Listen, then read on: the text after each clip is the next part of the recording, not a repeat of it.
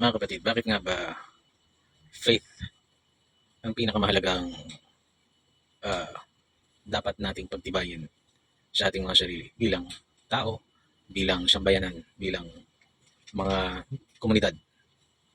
Kasi alam nyo, maraming tao ang, at minsan hindi sila tao, principalities, entities, ang kayang baliin ang katotohanan. Nabanggit ko na yun minsan sa isang video ko, yung katotohanan binabalik.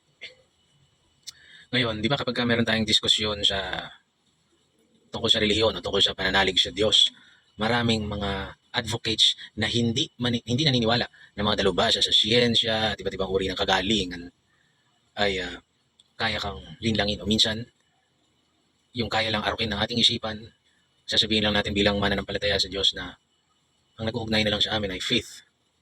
Maraming bagay na pwedeng mayanig ang iyong pananalig, maraming mga pangyayari, katotohanan, kahusayan, kagalingan, siyensya ang pwedeng magsabi na walang Diyos.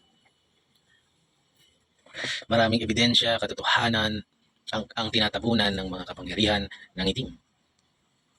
That's why the truth shall be covered with lies. That is why faith is important, di ba? Para among the deception, yan.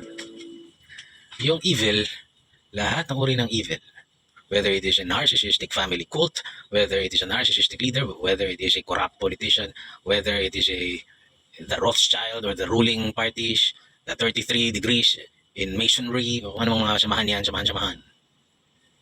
It is always about deception. Deception to hide the truth. So that you and I will be in control. Sa lahat yan, kahit sa maliit na aspeto ng buhay mo, there is deception.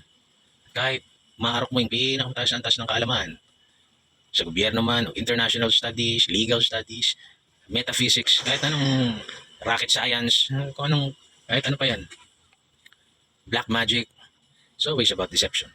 That's why people should have faith in the Lord that they may cover our eyes and ears and mouth, but our faith will bring us to the truth and will always bring us closer to God and to His salvation.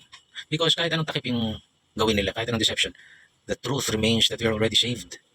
And it is up to us to take control of our authority in Christ and to say na